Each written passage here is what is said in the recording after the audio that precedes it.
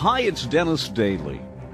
The golden age of radio was one of the shortest golden ages of all time, yet during its run, radio brought about immense change in America.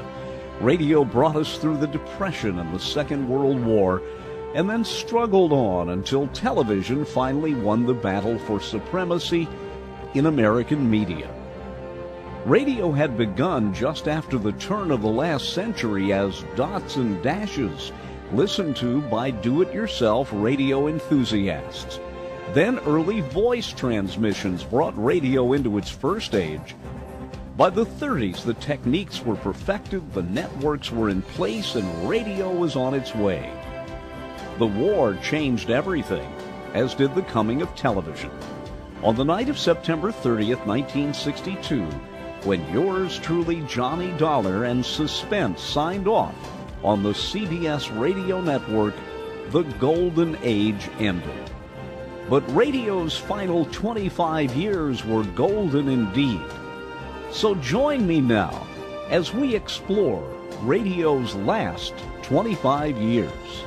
In 1954, in the early stages of what would eventually become the war in Vietnam, the city of Dien Bien Phu, a French military outpost, fell to the Viet Minh. Nasser became the head man in Egypt. The Supreme Court decision, Brown versus Board of Education, banned racial segregation in America's public schools. The Giants snapped the Yankees' World Series streak by beating Cleveland in a 4-game sweep.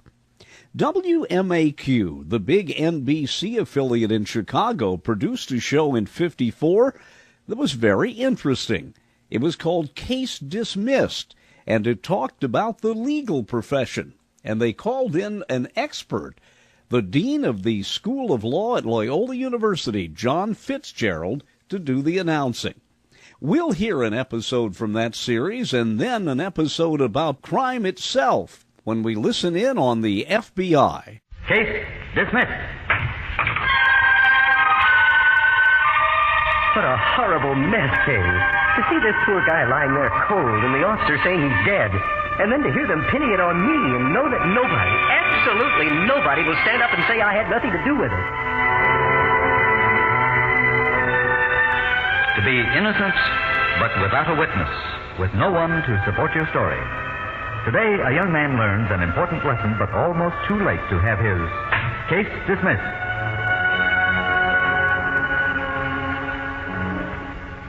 WMAQ, in cooperation with the Chicago Bar Association, presents Case Dismissed. This is the story of your legal rights, how vital to preserve and protect them, how easily they may be lost. Our story begins as lawyer Robert Jason talks before his Community Civics Club.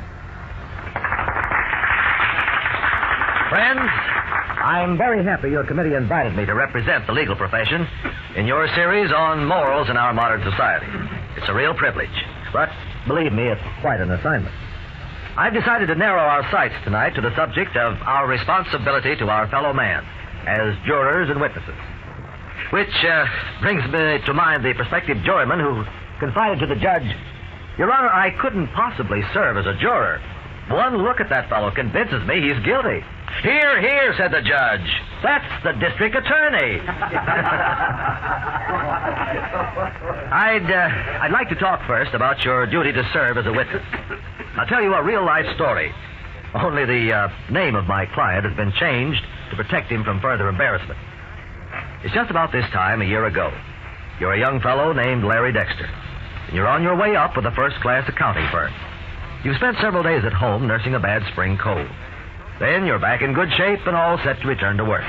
Unfortunately, that date has a big circle around it on your calendar. Yes, you're an avid sports fan, and this is the opening day of the baseball season. So where are you on this balmy April afternoon? At the office? Oh, no. Yes, you yield to temptation. You go to the ball game. It's a good day for the home team, and finally you leave the ballpark mighty happy about the 1954 prospects. You walk several blocks to a residential section, where you normally park your car at ball games. It's away from the crush of fans and fenders. Just before you get there, you pause for a light to change. Finally, it tells you to walk. Out of the corner of your eye, you see some daredevil pedestrian start out across the other intersection, against the light. Now, there's a fool, you tell yourself. You see him make a dash for it, and... You lend a hand, of course, as much as you can. In a matter of moments, a crowd that didn't exist before has collected from everywhere. A doctor takes over with the injured man. A badly frightened young driver is trying to be helpful. About this time, somebody shows up with a camera and starts taking pictures he thinks may sell to an insurance company. That starts you thinking. Let's stay out of any photos. Aren't you supposed to be at home, recuperating from that cold? What would the boss think? What are you doing near the ballpark, Larry? You better go along home now before you get involved. You've done all you can. You've done your duty. You tell your wife, Kay, about the foolish pedestrian crossing against the traffic light. Then you read about the accident in the next morning's newspaper. After that, it leaves your mind for several weeks until your wife reads you a notice from the Sunday Personal column. Accident at North Deacon Street and Elderberry Boulevard on Tuesday, April 20th at 5 p.m. Please contact Attorney Charles Fabian immediately. Well, you'd better offer yourself as a witness, dear. Are you kidding? Why, no. Why would I be kidding about that? Well, I guess you've forgotten I was supposed to be home in bed nursing a cold that day. A fine thing if I show up as a witness and the boss finds out I was at the ball game. Oh, but, darling, that's not the point. Look, here's a young man probably facing a trial and being falsely accused of running down another man. You can help him prove it's unjust that it wasn't his fault. Oh, so can a dozen others, Kay. Well, there weren't a lot of people around that corner, but there must have been plenty to prove his case. He doesn't need me. You're not going to be a witness? Of course not. Well, you're not really as unfeeling as you make out, of course. You do think about the possibilities. The driver does have a few psychological strikes against him, especially his youth. And were there really enough other witnesses around to prove his case?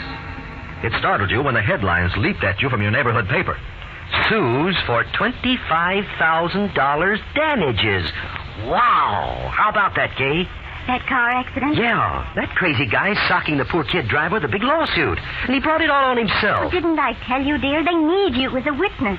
Well, I've been thinking about it, Kay. Maybe I was wrong about that traffic light. Now, Larry, you know very well that you came home and told me flatly it was red, against the pedestrian, before he even started running across the street. Sure. But what happens if one of those smart lawyers gets me all confused? You know how it goes. No, I don't, Larry. Look, if you tell the truth and nothing else but and just keep a cool head, how can they hurt your testimony? Well, look at it this way, honey. Say I could have been wrong. Wouldn't that be just as rough on the victim? And besides, he's the injured party here, and he needs the money. Kid's probably got insurance, so it won't hurt him personally, even if he loses the case. Oh, now you're just making up silly excuses. You can't really believe what you're saying. Well, maybe not, but I can't see myself getting involved either. You'll win that case without me. Don't worry.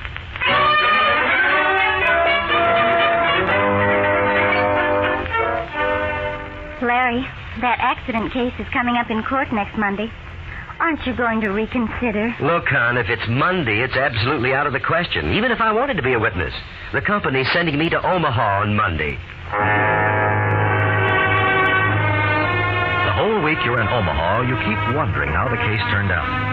Let's face it, you have a guilty feeling in the pit of your stomach.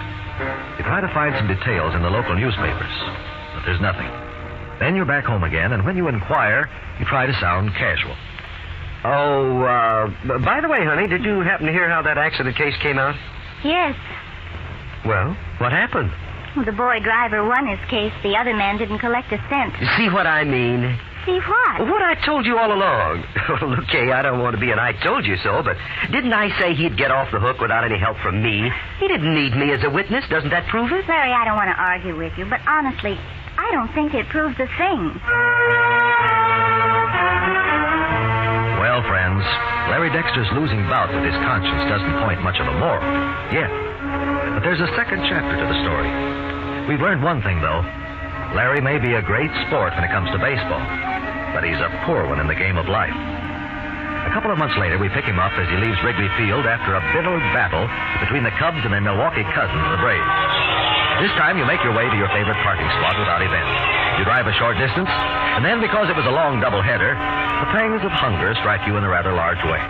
You decide to stop at a familiar little bar and grill for a hamburger and coffee. The place is practically deserted.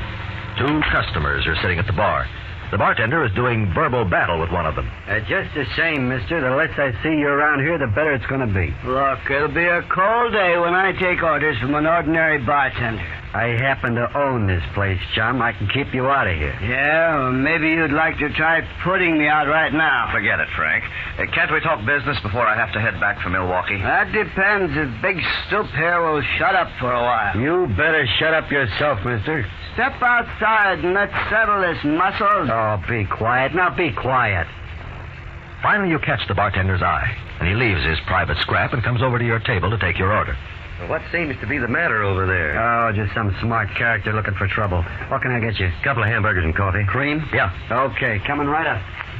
The bartender owner turns out to be the chief cook, too. He disappears into the kitchen, and you idly eavesdrop on the pair at the bar. Two very different types. I wish you'd have a drink, Harris. No, thanks. I've got to get back to Milwaukee. Anything wrong with my company? Why, no, not at all, only, well, I just don't drink.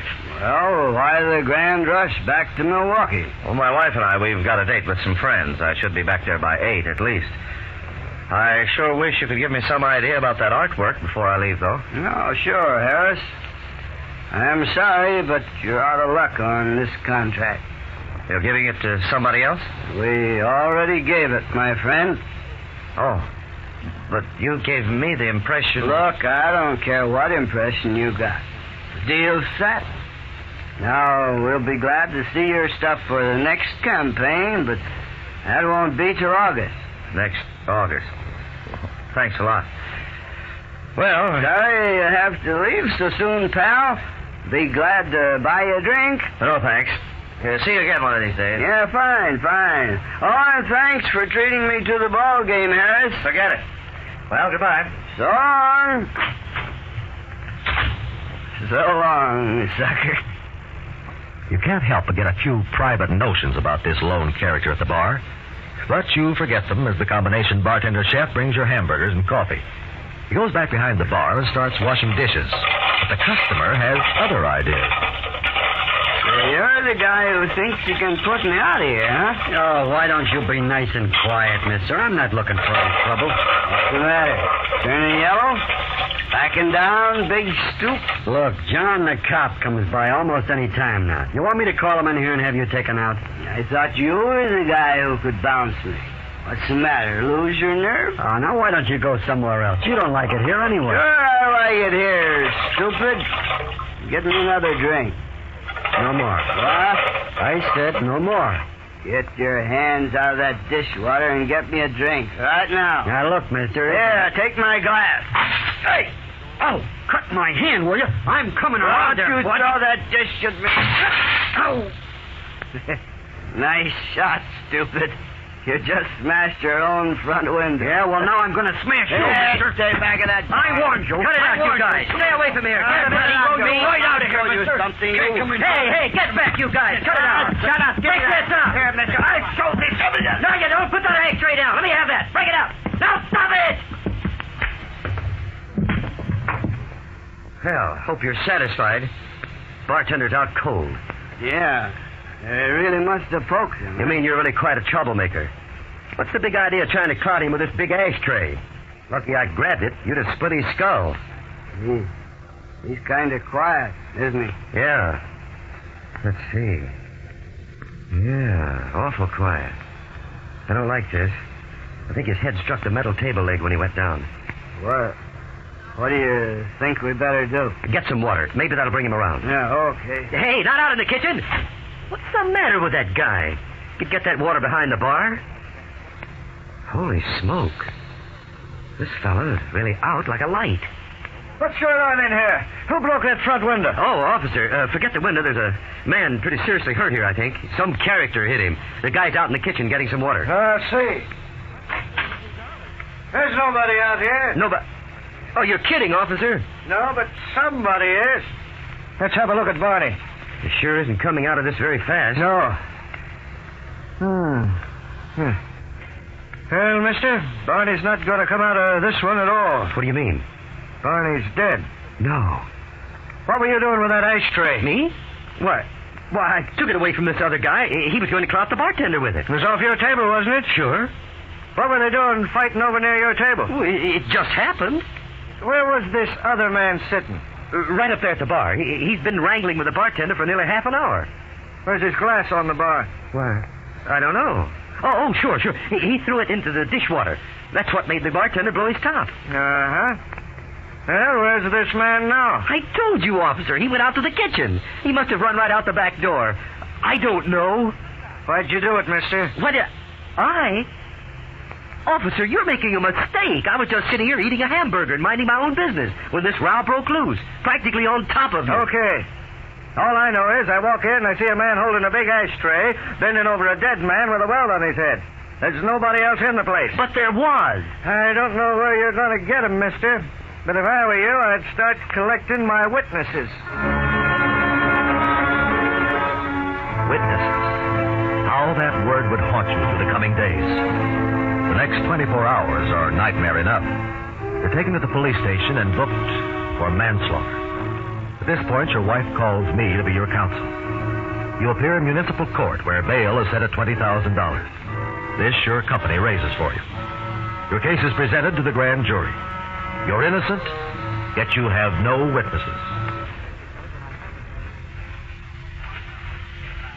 The grand jury brings in an indictment for manslaughter. Next, you're arraigned before the Chief Justice of Criminal Court. The people of the state of Illinois versus Lawrence Dexter. Lawrence Dexter? Yes, sir? In indictment 54-1297, you're charged with the crime of manslaughter. Your Honor, on behalf of Lawrence Dexter, we will waive the reading of the indictment and enter a plea of not guilty to the charge. Court sets the date of the trial of the defendant, Lawrence Dexter, for Thursday, June 18th, 10 o'clock. What a mess. What a horrible mess, Kay. To see this poor guy lying there cold, and the officer saying he's dead, and then to hear them pinning it on me, and know that nobody, absolutely nobody, will stand up and say I had nothing to do with it. Oh, don't torture yourself, darling. Oh, I know how terrible you must feel, but things have happened so fast. Oh, they can't do anything to an innocent man, dear. You'll just have to wait till the truth comes out. But will it? Right now, I couldn't look more guilty if I'd been framed. Unless that man who struck the bartender gives himself up, I think I'm a gone goose. And you know what manslaughter means? Up to 14 years, Kay. Oh, darling, stop it. Stop thinking that. You go home now and get some sleep. Tomorrow morning you have an appointment with our lawyer. I know Mr. Jason can clear you.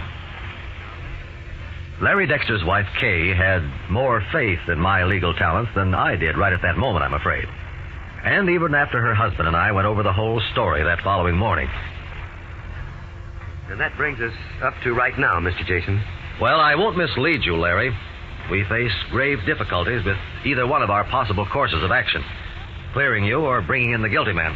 Well, that last possibility seems pretty remote, considering I never saw the man before yesterday. I don't know his name, and I have no idea where he lives. You're sure the name didn't slip out in the argument? No, sir. Oh, wait a minute. Not in the argument, but when he was talking with this fellow who had taken him to the ball game. Now, let's see. I think I heard the other fellow call him Frank just once. Frank? Yes. And I kind of gathered he was in advertising. The way they talked about buying artwork and campaigns and so forth. An advertising man named Frank. Not very helpful when you stop to figure how many advertising Franks there probably are among Chicago's 3.5 million. No, that's true. Perhaps we're out of luck there. But I am impressed by the possibility of finding an artist named Harris among Milwaukee's 600,000. Sure enough, the witness. He left before the fight, but at least he could vouch for the fact that this other man was present. Yes, and even more important, he could identify this man and establish that he'd been quarreling with the bartender, thereby setting up a background for manslaughter. Well, I'm sure he called this Milwaukee man Harris several times, and I gather this Harris either was an artist or represented an art production studio of some sort. The chances are strong that our unknown Milwaukee man won't realize he's a witness in this criminal case, since he had no knowledge of the fight, and he wouldn't be likely to read about it in his newspaper. Knowing the man who fled as a business contact, he may not wish to testify and be responsible for putting the man in hot water. We could subpoena him, of course, if we find him. But lawyers subpoena reluctant witnesses only as a last resort. Out of anger, they may prove to be antagonistic and do the case more harm than good. But in this case, he's the only witness I've got. Exactly. So we must find him, and if necessary, take the chance of legally forcing to testify. Of course, the fact that he lives in another state is one more problem. Getting him to testify here in Illinois can be mighty difficult. It sounds as if we have our trouble cut out for us, even if we find him. And that's headache enough in itself, I fear, Larry. May not be too easy tracking down this artistic Mr. Harris within the confines of our large Wisconsin neighbor.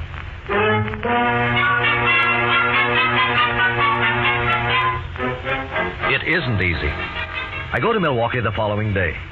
I check the classified phone book and telephone all the commercial art studios. I even find 3 or 4 Harrises.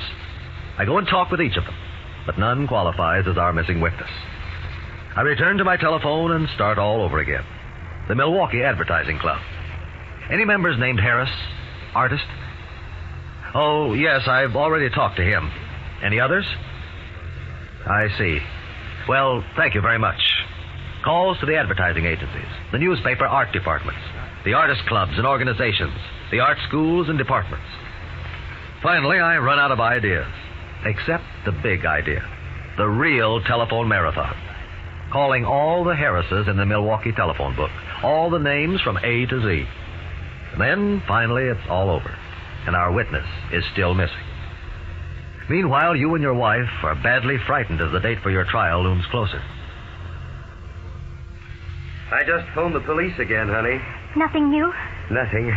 They sound like I'm kidding when I ask if the man's turned himself in. Oh, maybe you're just imagining that, dear. I'm not imagining the day of my trial. You know, I'm beginning to believe in retribution, all right. Retribution? Well, somebody else could have used an extra witness not so long ago, and I let him down. Now I need just one. Oh, don't think of it that way, darling. You didn't mean any harm. What's that about pay him in his own coin? My coins are sure coming back to me. If I ever get another chance, I'll get it. Larry Dexter. This is Robert Jason, Larry. Oh, have you found him? No, I'm sorry to say I haven't. Oh. The way things are going up in Milwaukee, I may have to ask for a continuance on the trial date. Can you do that? Oh, yes, but we can't delay forever. I've received no response from either newspaper advertisement so far, but I've gotten excellent help from both newspapers. In fact, they're going to run human interest news stories telling the background of your case and the urgent need for the witness. Say, that's terrific cooperation. It could be the answer to our problem, if the witness is willing to appear. If not? Well, let's not consider that right now. What I want you to think about is whether the name you heard might be something similar to Harris, but not exactly. Now, do you recall anything different about the pronunciation? No. I'm pretty sure he pronounced it just plain Harris. You know, like Harris Tweed. Harris Tweed? Wait a minute. We've been overlooking something. A strong possibility. What's that, Mr. Jason? That Harris is his first name. Brother. But you can't call everybody in Milwaukee with the first name of Harris. No, but I can cover a lot of old ground with this new possibility. Just keep your fingers crossed, Larry. I'll call you tomorrow or tonight if something breaks.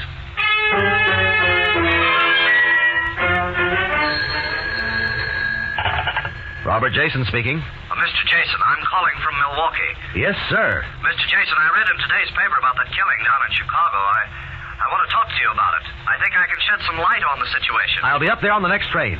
What's your name, sir? Chandler. Chandler? Yes, sir. Harris Chandler.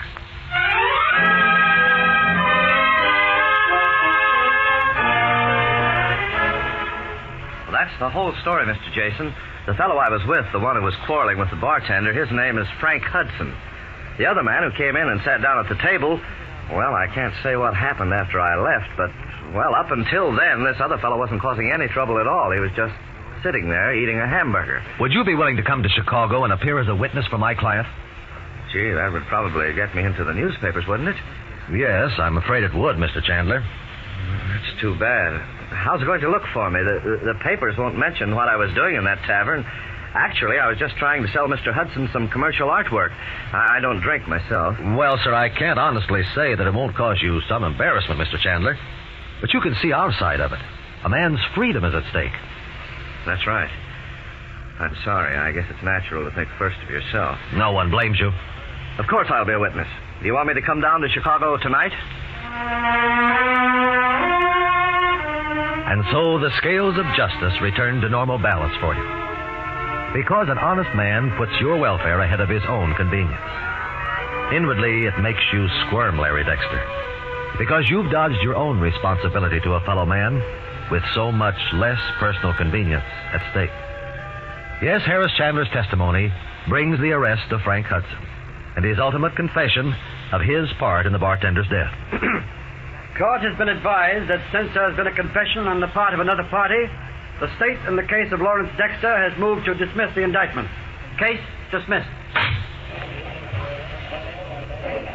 You're free, Larry. Yes, thanks to a swell guy named Harris Chandler. And a persevering lawyer named Robert Jason. That's for sure. How does Frank Hudson stand in this picture now, Mr. Jason? In pretty serious circumstances, Larry. He'll soon face trial for manslaughter. Ooh, it makes me shiver to think how easily that might have been yours truly. Oh, don't think about it, dear. Just think how wonderful it is to be completely out of the case. Correction, not completely out, honey. This boy's going to learn to be a witness.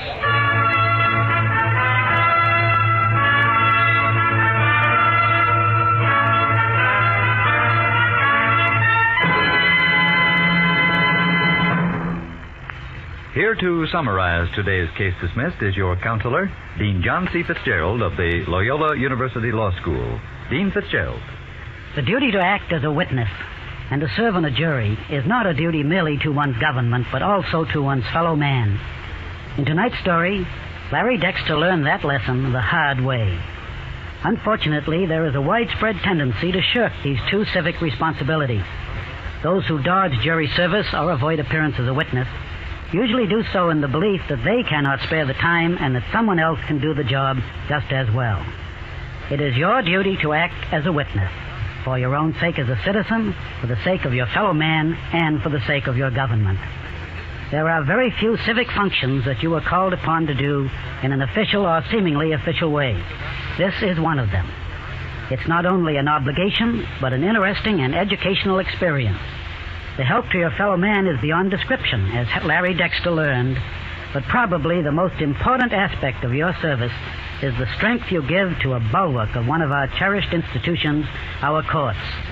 In times such as these, when much of the rest of the world offers concrete examples of the horrors perpetrated on people by mock trials, we must be vigilant to see that our system is strengthened and kept vital. The faithful discharge of our duty to act as a juror or witness to keep our courts strong and prevent injustice to anyone is a very small price to pay for the benefits of our constitutional system. As always, I must remind you that the legal points in tonight's story are based on Illinois law and may not apply in your state. May I point out, too, that the facts in your situation will probably differ from the facts presented in this story, and this difference in the facts may change the application of the law. Next week, WMAQ and the Chicago Bar Association will consider some of your legal rights in operating a small business on Case Dismissed. Until then, this is your counselor, Dean John C. Fitzgerald, wishing for each of you a good night, good luck, and good laws. Case dismissed.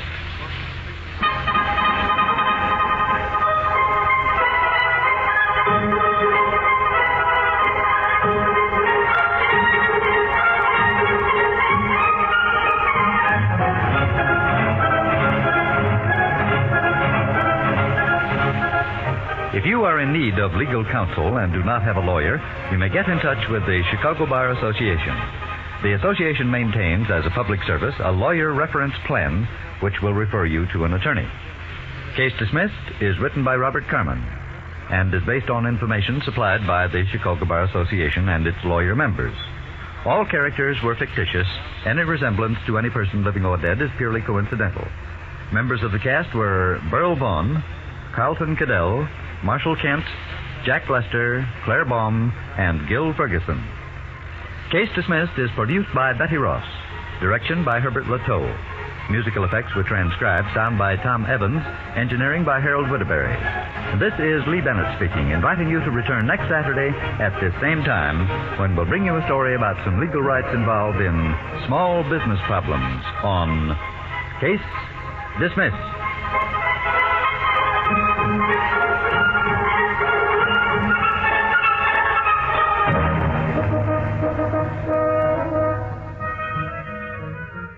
Now from the courtroom to the FBI in Peace and War, from 1954. The FBI in Peace and War.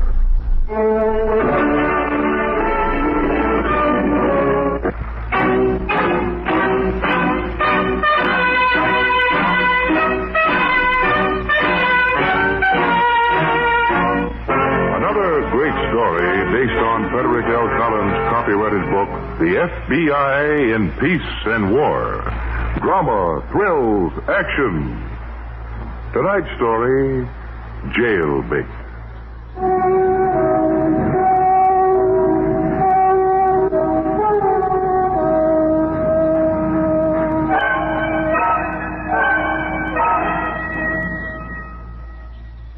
Gee, the Blue Ponds Hotel, Hollywood, California. I can't hardly believe it, Lily.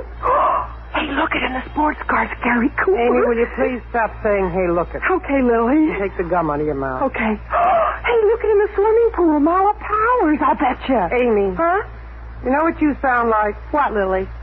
Like an 18-year-old juvenile delinquent from Scranton, Pennsylvania, whose father was a coal miner. That's what I am. Except my old man was never sober enough to be a coal miner. All right, that's what you were. Now you're an 18-year-old beauty from Appledale, Ohio, who's coming to California. Hey, Lily, could I really be a starlet? I mean, have I got what it takes? Yes, you have. I have? Only you're not going to knock your brains out trying to beat the movie racket. Well, I probably wouldn't be much good as an actress anyway. I was in the police lineup once, and I was scared stiff. Amy, don't you ever mention I didn't do anything, Lily, honest. It was this boy I was going with. He was swiping cars. Amy, you're from Appledale, Ohio, and if you slip up just once, I'll send you back to that bean wagon where I found you. And come away from that window. We're going shopping. Yeah, what for? There's some sweet, innocent clothes for you, so you don't look like last year's sweater girl. What's the matter with sweaters? It gets chilly nights. Mm-hmm. Anyway, sweaters gives me feminine appeal. I know. So what's the matter with that? Nothing, only the gentleman who's going to meet you accidentally happens to go for another type of feminine appeal. I'm going to meet a gentleman? Why do you think I brought you 3,000 miles? Oh, Lily. A gentleman who is especially attracted to young girls, a star of stage, screen, and television. Oh, Lily. Handsome, dashing. Oh. Roland Carter. You're kidding. I am not. He's 60 years old. He is not. Oh, he was even in pictures before they talked. He's only 57. And I heard he's got a glass eye. He has not got a glass eye. He's still one of the most attractive bachelors in Hollywood. And what's more, he's got $2 million in the bank. $2 million? No kidding. Or more. You're sure he's not 60? I'm sure he likes pretty young girls, and that's all I've got to be sure of. Now, how would you like to come unglued from that window and go shopping? Okay. Hey, look it. Mala Powers just took off her beach cape. Oh, isn't she gorgeous?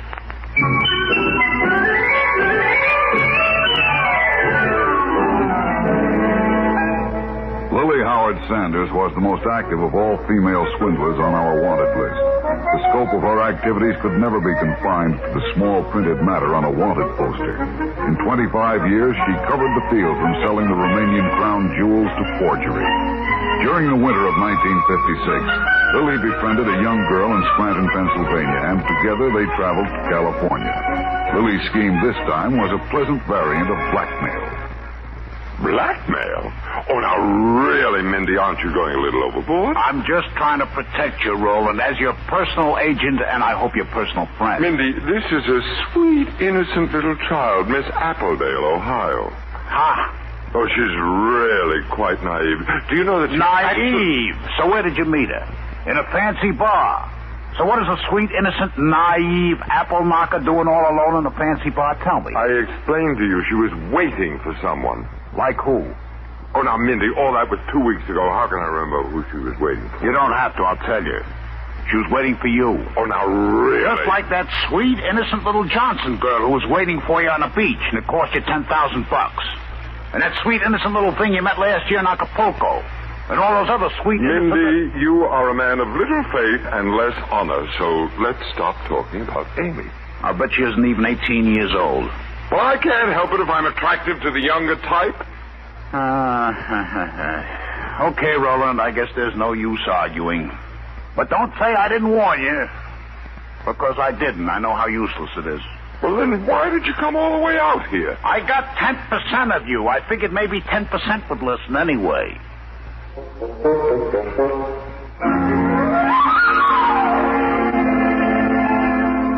When Lily left Scranton, she obtained the necessary traveling expenses by selling some forged stock certificates to a restaurant owner named Gus Emilios. When Mr. Emilios discovered the deception, he yelled loudly for the police, who referred the complaint to our bureau. When we showed Mr. Emilios Lily's picture, he identified her readily. Sure, that's the one. She gave me a special price on 11,000 shares of Canada Northwest Uranium Incorporated of Canada. 11,000 shares? 11,000 shares. Special price, 17.5 cents a share. Mr. Emilio. Yeah, I know what you're going to ask. My wife has the same thing. Why do I buy this stock? Why? Yes, why? I'll tell you why. Mr. Emilio. Because in my whole life I never owned 11,000 shares of anything. That's why. Mr. Emilios, did you pay for this stock in cash? Cash? Sure, all cash. $1,925, but I don't care about the money. No? No, what makes me sore, she takes Amy with her. Amy? Amy. All the fellows from the factory, they eat here so Amy can wait on them. Every day I get fellows waiting for Amy's table. Now, no Amy, all I got is table. I see. I gather that this Amy... Yes. She's what the boys from the factory call a dish. To me, she's better than a neon sign, and that woman takes her away to California. California? Well, how do you know? Amy sends me a postcard from some Chinese theater. You want to see? We sure do. Yeah, here, you can read. Dear Gus, I'm sorry I had to leave so quick. Give my love to all the boys, and you too. Love, Amy. P.S. I don't know why they call this a Chinese theater. Love, Amy. May we have that card, Mr. Emilios? Well... It may help to find Mrs. Sanders. And Amy. Okay, you take it. And if you find Amy, you tell her I'm not mad. Huh? She can have her job back and keep all the tips for herself.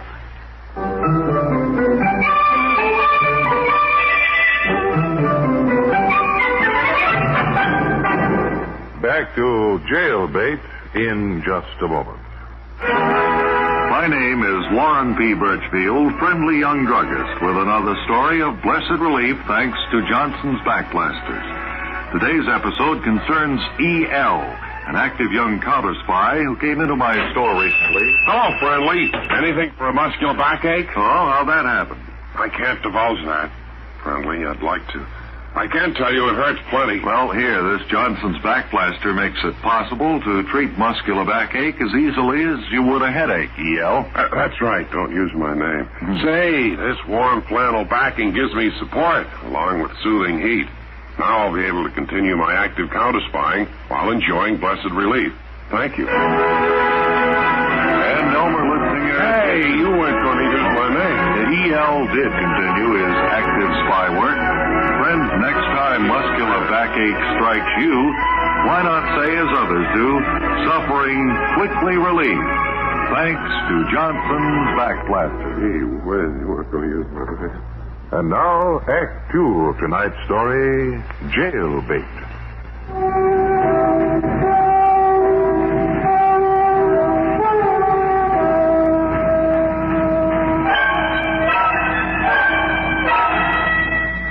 We asked the Los Angeles police to keep an eye out for Lily, and having to testify in another court case in Los Angeles federal court, Agent Reynolds and I took a plane west. Lily, of course, was working on a new swindle involving a one-time movie idol named Roland Carter. Yes, this is Mr. Carter. Who is this, please? This is Miss Lily Sanders, Mr. Carter. I'd like to talk to you about a personal matter. Well, I'm very sorry, Miss It Sanders. concerns you and a young lady from Appledale, Ohio. I think you'd better see me, Mr. Carter.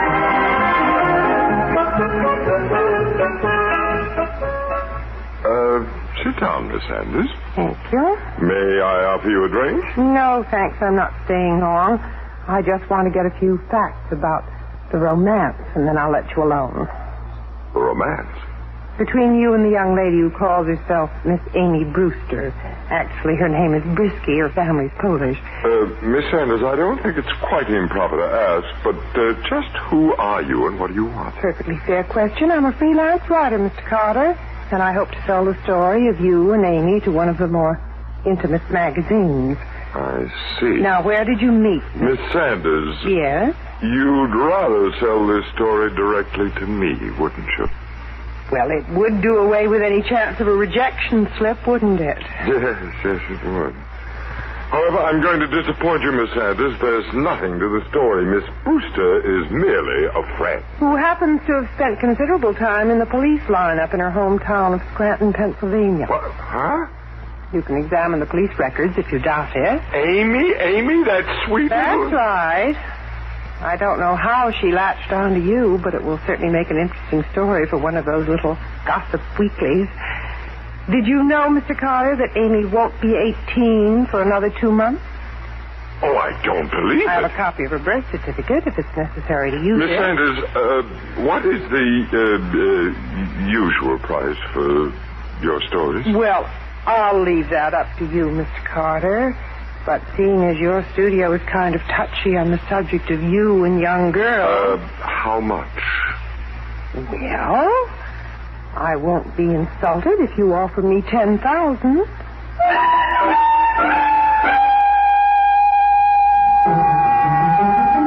With the Los Angeles police on the lookout for Lily, Agent Reynolds and I arrived in the city early on a Thursday morning for our day in court.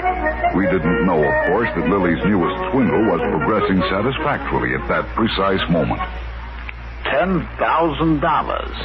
Cash. And Miss Appledale is really Miss Coalheaver of Scranton, Pennsylvania. Age 17 years, 10 months. Roland, I'm not going to say there's no fool like an old fool, because if people knew your real age, I couldn't peddle you for peanuts. Mindy, you say anything you want. I deserve it. Have you got the $10,000 cash? Well, of course. Are you going to pay it?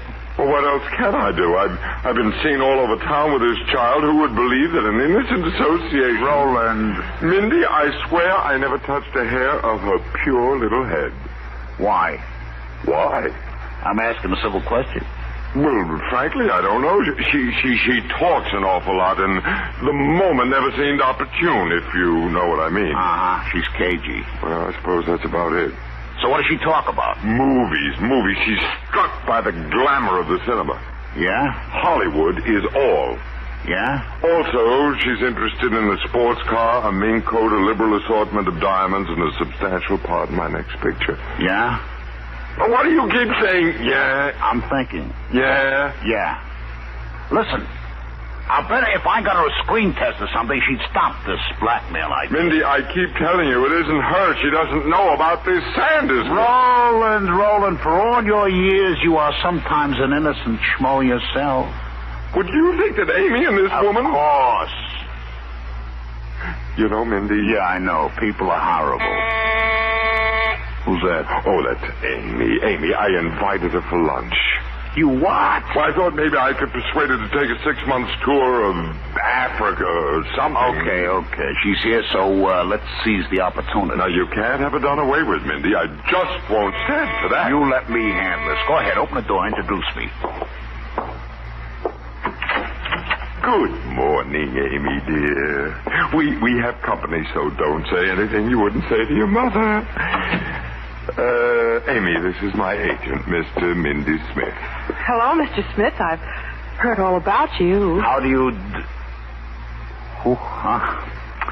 I've heard a lot about you, Amy. Roland, you didn't tell me this girl is positively screen material. Not Mindy, wait till the child sits down, will you? Amy, may I have your coat, dear? Mindy, stop staring. Miss Brewster will think that you haven't any manners.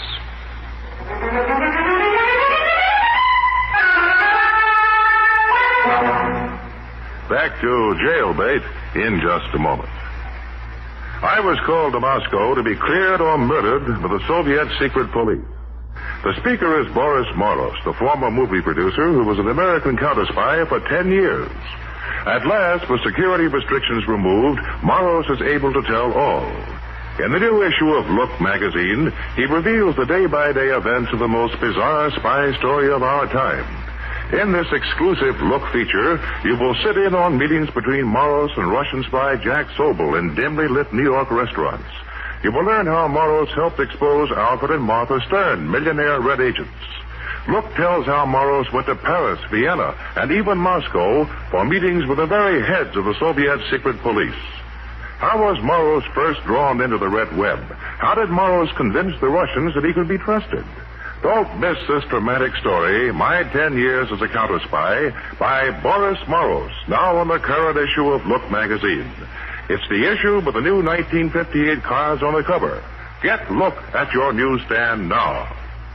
Now, Act 3 of tonight's story, Jailbait.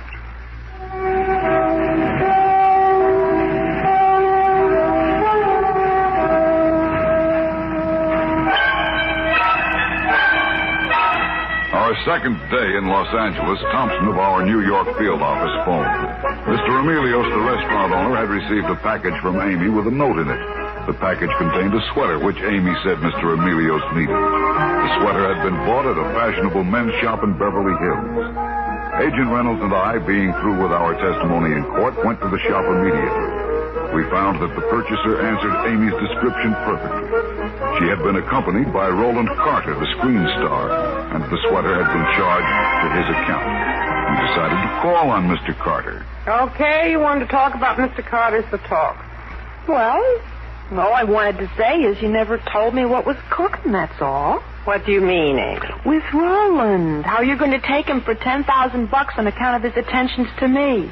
Hey, look it. Marla Powers has a different suit again this morning. Don't say, hey, look it. Okay. Well, anyways, that's what I wanted to talk about. Who told you? Mindy told me. Who is he? He's Roland's agent, and he's real cute. And he thinks maybe he can get me a test at Paramount. Oh, I see. Well, I told him I can't act, but he said that's an advantage sometimes. I like Mindy. I mean, he's no James Dean, but he's got an attractive personality. Amy, what do you want? Well, if you're going to get all that money from Roland, I ought to get some.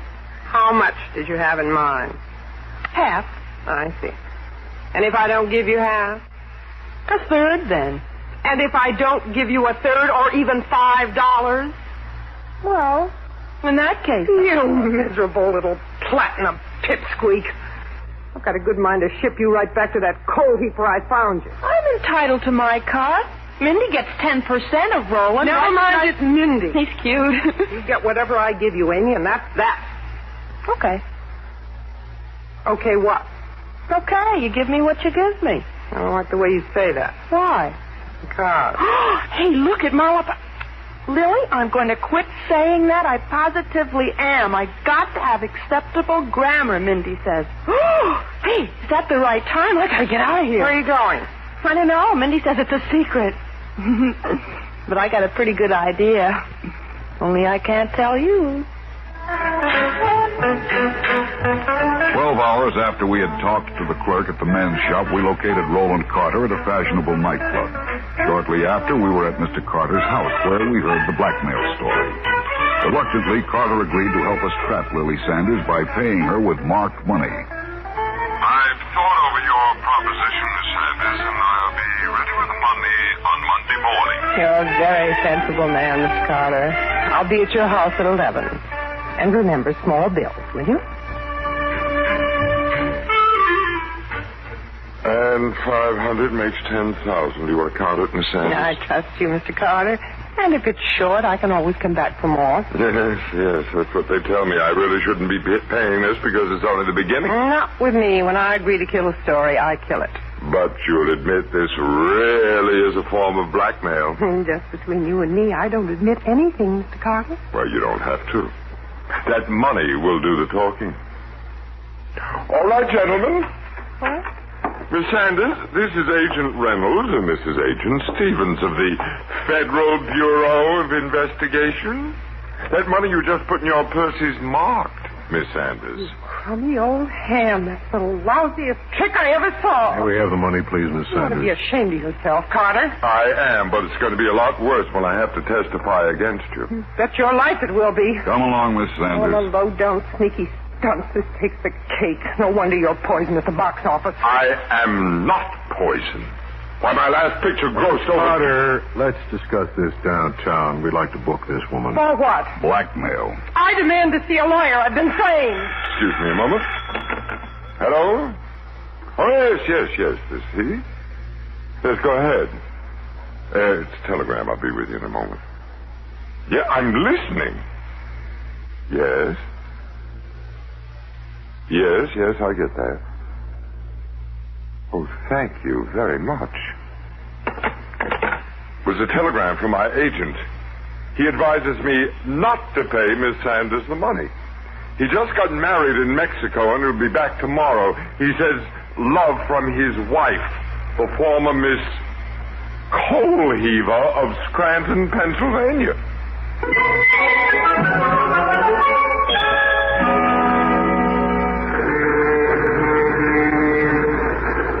Hey, Mindy. Yes, sugar?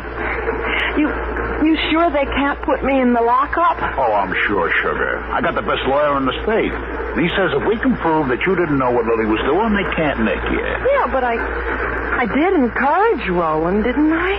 Sugar, encouraging Roland is practically a national pastime. Gee, Mindy, I sure wouldn't want to get you in trouble being your wife-in-law. Ah, don't worry. When you're a big, glamorous screen star... Mindy, you know, I've been thinking that over. I don't want to be a star. What then? I want to be a housewife. Is that awful? Well, out here it can get you talked about, but we'll live through it. Oh, gee, Mindy, you sure are cute. Hey, look at it. A cow. Amy, that's a horse, not a cow. And how many times have I told you, sugar, don't say, hey, look it.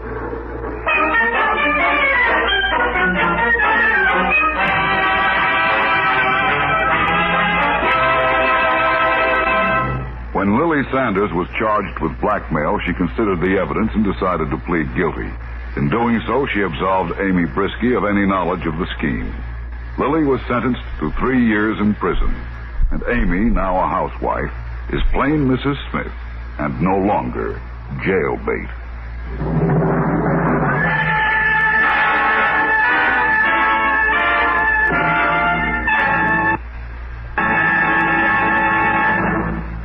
Now, singing star Tony Bennett.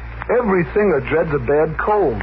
That's why I always stop cold miseries the fastest way, with 4-Way. Yes, of all leading cold tablets, tests prove 4-Way's the fastest acting brand. Amazing 4-Way starts in minutes to relieve aches, pains, headache, reduce fever, calm upset stomach, overcome irregularity. Next time you catch cold, do what I do. Get 4-Way, fastest way to stop these awful cold miseries and feel better in a hurry. 4-Way, only 29 cents.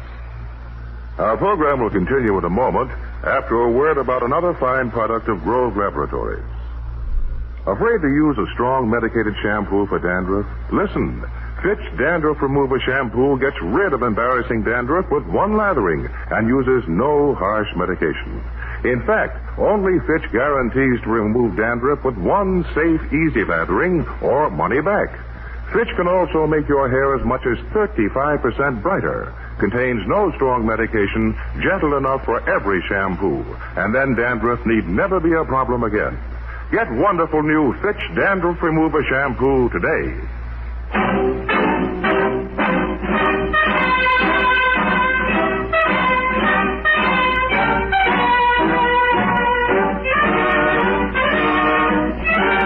All names and characters used on the program are fictitious. Any similarity to persons living or dead is purely coincidental. This program is based upon Frederick L. Collins' copyrighted book, The FBI in Peace and War, and the broadcast does not imply endorsement, authorization, or approval by the Federal Bureau of Investigation. This is Warren Sweeney inviting you to listen to next week's story, The Amnesiac, on the FBI in Peace and War. Same time, same station. This is the CBS Radio Network.